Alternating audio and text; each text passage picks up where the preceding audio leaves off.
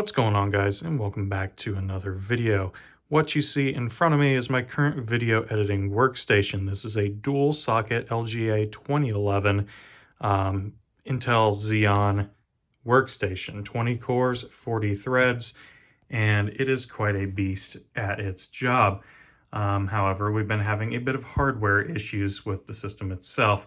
Now, nothing major, mainly just a fan that's been going bad in the power supply, but an overheating power supply is definitely not a good thing for a system with this sort of power draw. Powering this beast is an OCZ ZT Series 750 watt power supply. Now, I've had this power supply for probably around 8 years, so it's definitely seen a lot of use. And this is actually the second fan that has failed in it. And you might notice the fan that's in there is actually a Corsair 140 millimeter fan. It is the same as the fan up here. I believe this fan that's in here has also had a bearing failure, and I've lubricated it in the past. It does still spin, just very slowly. So there's a good chance that the lubricant that I used in there has gummed up and it's just turned into a bit of a mess. But yeah, before we get into that, let's go over some of the hardware that we have in this system so you can get an idea of what we're working with here.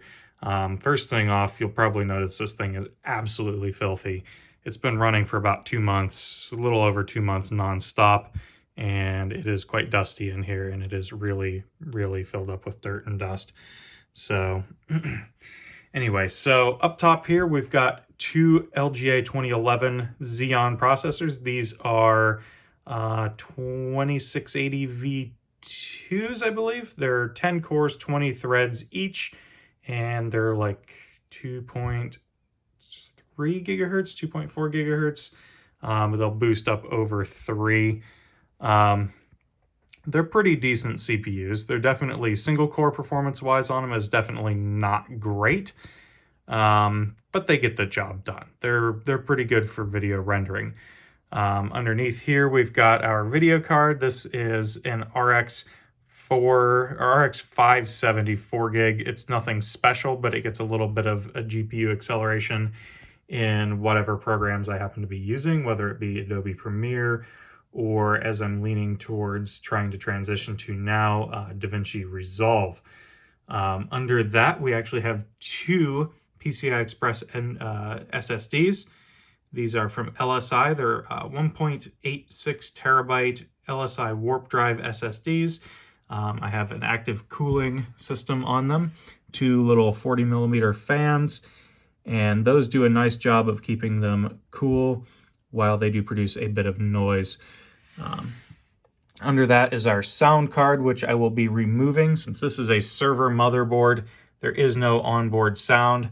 I'm going to be replacing that with a USB Sound Blaster card that works in DaVinci Resolve. That card there, I cannot for the life of me get to work in DaVinci Resolve.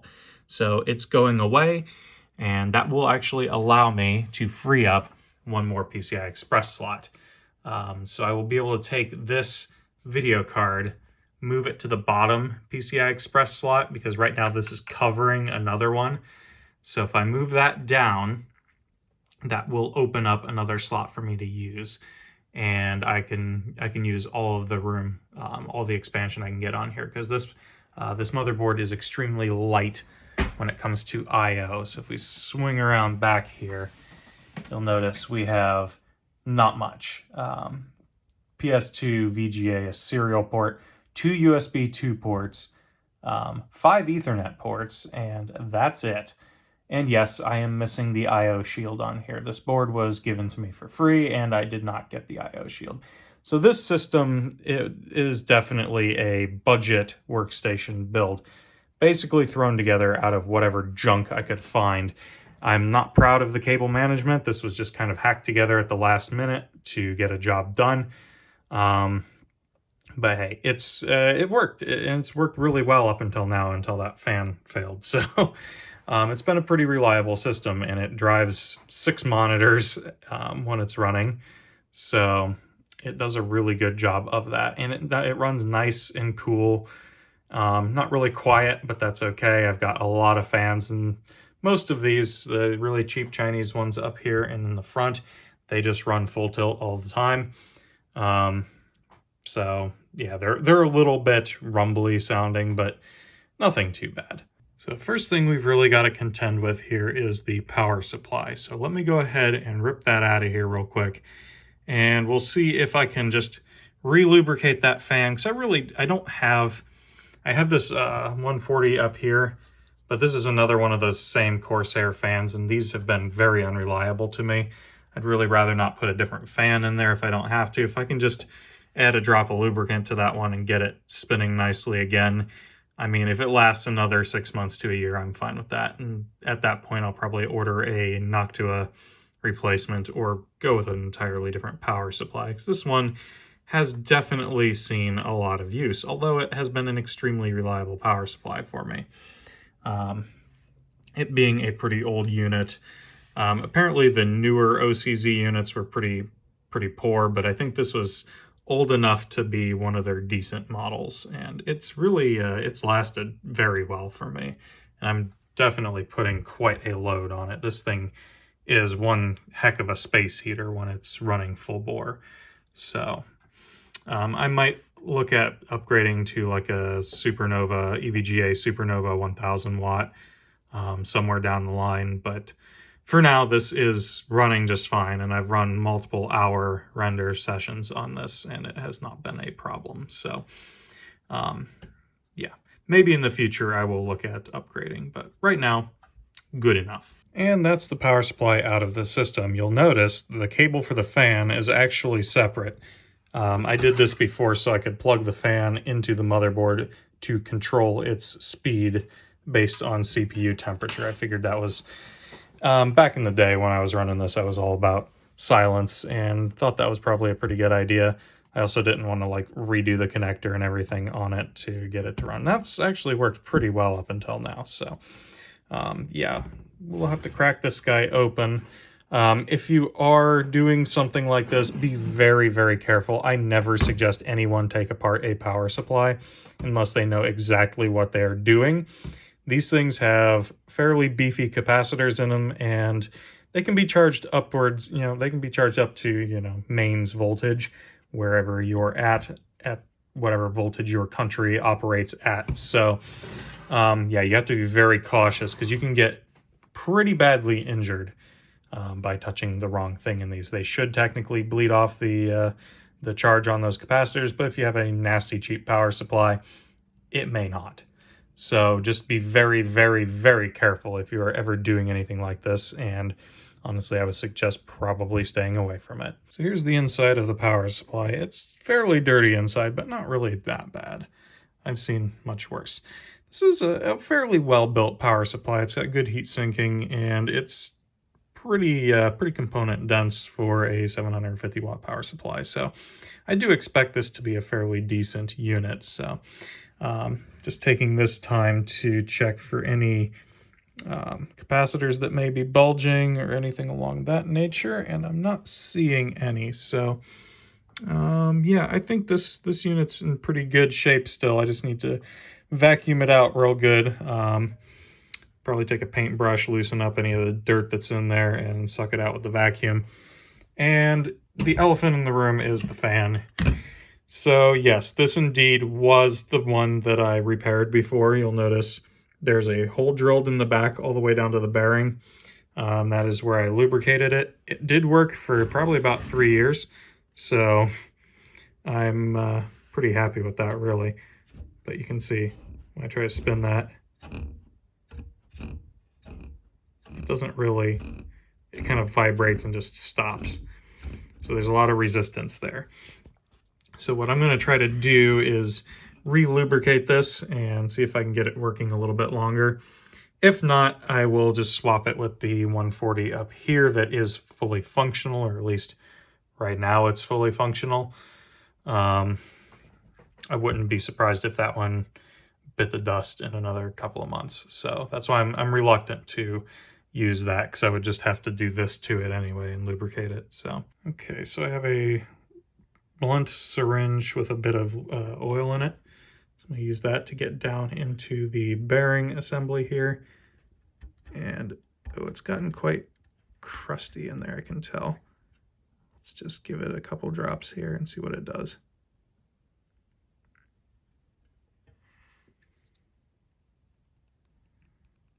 Yeah, there's definitely a lot of gunk in that bearing, but give her a few spins. I don't know if this is going to come back, actually. This fan's pretty bad. Oh, it is getting better. Oh, and that's pretty smooth. It's got a little bit of a noise it's making there, but that's not bad.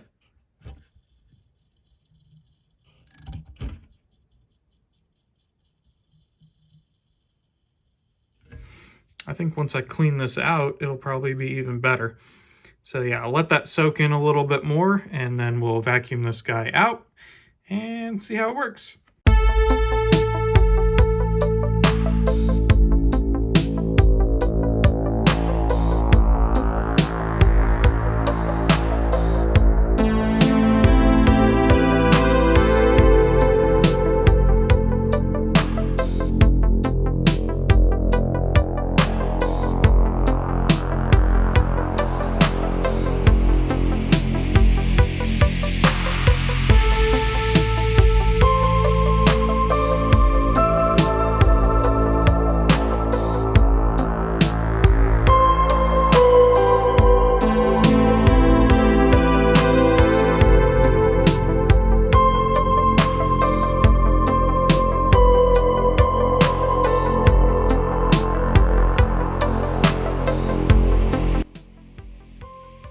And there we have the power supply situation sorted out. So this should be much better now. We should actually have some cooling on the power supply, so it won't be overheating anymore. And, well, it helps if I plug it in, but yeah, because this actually requires the fan to be plugged in separately, but that's okay. We have a spare spot up here on the motherboard that I can plug that into, so that's not a big deal. There we go. So now that's hooked up. Shouldn't have any more problems with that, at least until the next time that fan goes bad, and then I'll have to replace it properly then. So yeah, let's get this thing kind of resituated, get the video card out, clean it good. Then yeah, we'll rearrange things in here. We'll also clean up these CPU coolers and some of the intake fans a bit. I'm not going to be completely overhauling this because I do plan to do a complete teardown and redo of this build in the not so distant future, hopefully in a different case. As nice as the Corsair 750D is, it is enormous, and even with an EEB motherboard in here, there is a lot of wasted space. This could be much, much smaller. So I would like to get this into a more compact chassis just to free up a little bit of space on my desk. So right now I just want to get it working and working reliably. We'll pretty it up later. Surprisingly, this card isn't really that dusty at all. I'll just take the vacuum to it real quick, maybe just brush it out a little bit in here, but I mean, there's definitely some buildup in the fan, but nothing too major. I don't really expect that to be impacting airflow much at all. And looking in through the vent in the back, I don't see any buildup on the fins in there, and the card has not been running hot, so I think this is probably fine, at least for now. This gives you a good look at these SSDs. These are some really, really chunky beasts. Especially with the dual fan solution I've got going on there. These are quite a large SSD. I've got about 4 terabytes of PCI Express SSDs here. So they're, yeah, as I said before, 2 1.86 terabyte LSI warp drive cards. These are bootable even in a system that doesn't support booting from NVMe, because they're technically not NVMe. They are their own thing that is, they got their own LSI controller. Essentially, I believe Essentially, I believe these are basically like a RAID card with a stack of SSDs on it. So if you look at them, there's actually, I don't know if I can get these fans off of here, but let's pull the SSDs out. The fans are only attached to the top one. There's actually these modules on here, so you can see there's 4 of these, two high, stacked in a little group there. So I can tell this has definitely been pretty warm because this PLA has warped in here, but it still seems to be doing its job. So there's also a lot of dirt buildup on these. So yeah, I'm gonna want to clean these off real good. Haven't had any problems with the controllers overheating, but if I was going to redesign this, I think I'd put a 3rd fan to blow over that controller. I don't know if you can see that with this little heatsink here. That did get pretty warm in the past, so wouldn't be a bad idea to have something cooling that actively. There is a considerable amount of ambient airflow in this case. And considering I have, let's see, what is it? It's 8 fans. Case fans,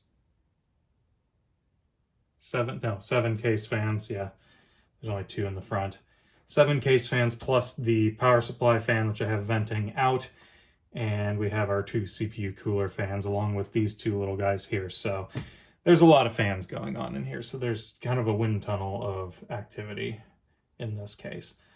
So yeah, let's go ahead and disconnect these from the card. They just kind of slide up and off. Some little custom design things. If you guys are interested in these, I can post the files to Thingiverse so you can print these little things. They're not a great design, but it's something I came up with in a matter of like 10-15 minutes to solve the drive overheating problem I was having. So they worked.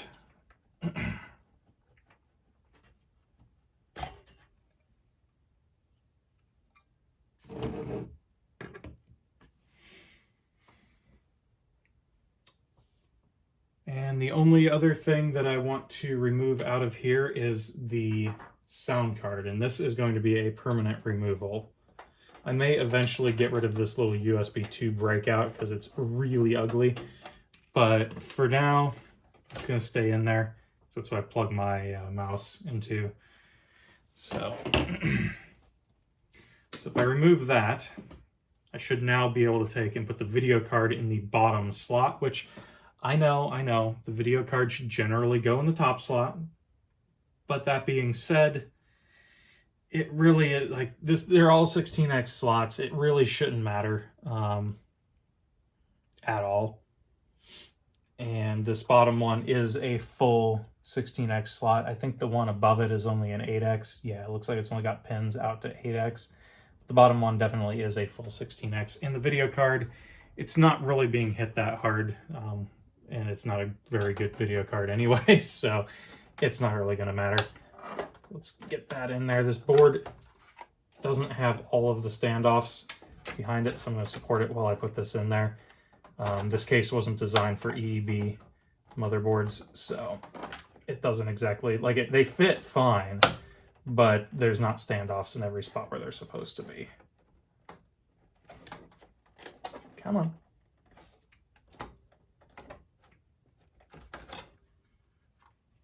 Is it hitting on these cables? I think it might be hitting on our cables here.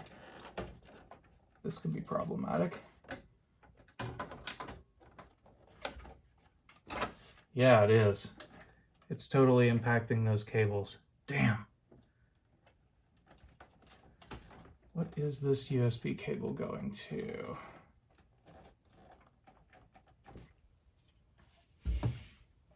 We might be removing this after all. Although it may be impacting on that port as well. Let's take these out. We may not be able to do this quite the way I want, unfortunately. That's going to be a shame. Yeah. Oh, nope, it clipped in. It clipped in and we got a little bit of room to spare there, so. Okay. I gotta figure out what this USB cable went to.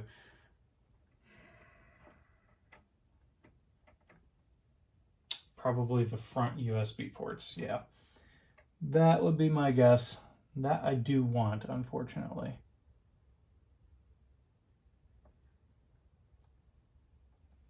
Let's see if I can get that back in there. The rear USB 2 ports aren't that big of a deal because I'm adding an additional USB 3 card. So let's plug this into the bottom header and smash it down as much as I can. I know this is probably painful to watch, but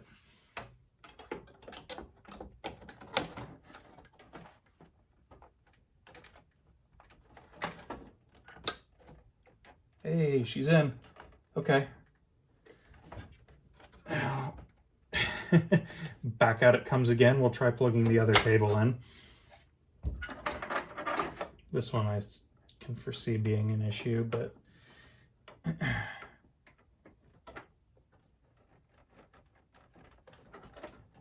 we'll just try to route these so they don't really overlap each other that much. So it sits as flush as possible.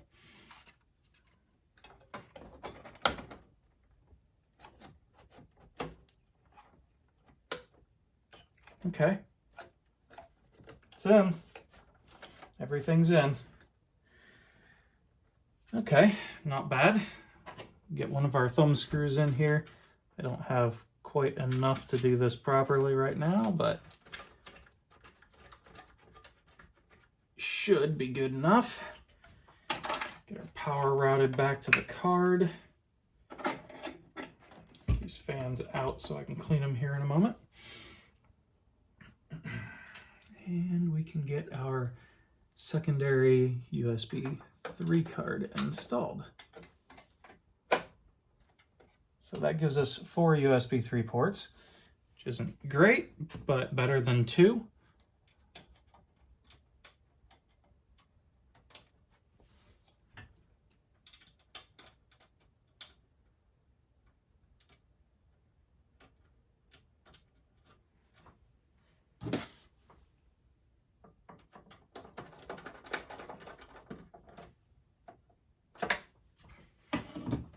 Not bad.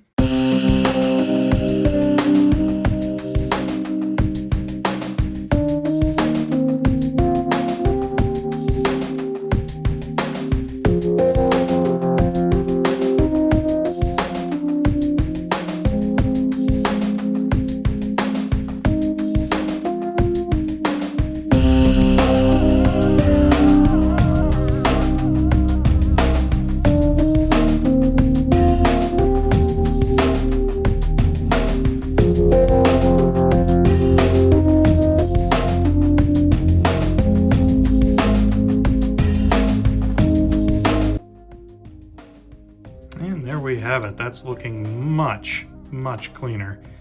So I cleaned out most of the dust out of the fans. We'll probably be revisiting this here in the near future because I want to replace a lot of these and redo the cable management. But that is the orientation that I want to go with there. We got 2 USB 3 cards. We've got our 2 PCI Express 1.86 terabyte SSDs.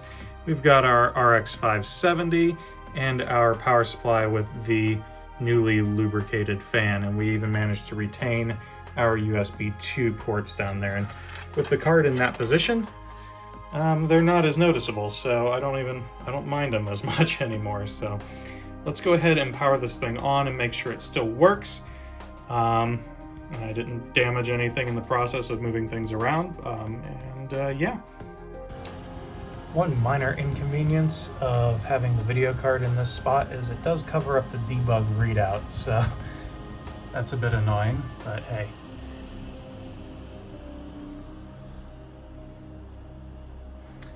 It's at least on, and I think, yep, we have a post, at least on 5 of the 6 displays, which seems to be about par for the course. So we've got one display that's not playing ball. The woes of working with 6 monitors in a ridiculous setup through DisplayPort MST hubs. Those things are not the most reliable. Yeah, there's a good chance that monitor will need unplugged and plugged back in for it to recognize it again.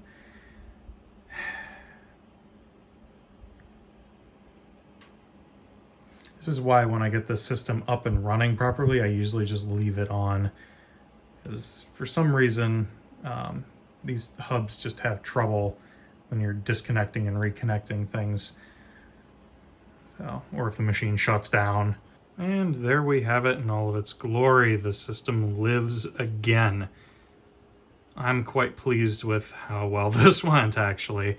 I was fully expecting it to have kind of, I don't know, messed up some hardware somewhere along the line, or for that fan to be causing me more issues. But no, it worked fine. And yeah, the system's ready to go to continue editing videos, and it will remain relevant on the channel, I think, for quite a while. I plan to do a full series of upgrades and things to this, so potentially some more USB cards or some different USB cards in there to get me some additional ports, because right now that seems to be the limiting factor with the system. I do have 2 more ports now, so that will be better, and I could add an additional 2 to the front, or like through an internal header if I had another place to do it. Right now these 4 ports are all in use, so those are all active, thankfully. But yeah, this setup is pretty good. It's a pretty powerful system overall, and having that 4 terabytes of PCI Express storage for as cheap as I was able to get my hands on that, that's been just a blessing. So now, as for RAM, there's only 32 gigs in this, and I am decommissioning one of my servers that happens to have compatible 16 gig modules. So I will be putting a 64 gig kit in here fairly soon. That will be a video in and of itself, so stay tuned for that. But yeah, until next time, I hope you guys enjoyed this little bit of a tinkering clean out video of the main editing workstation, and stay tuned for more content like this in the future. Y'all stay safe out there now, and until next time, have a good one.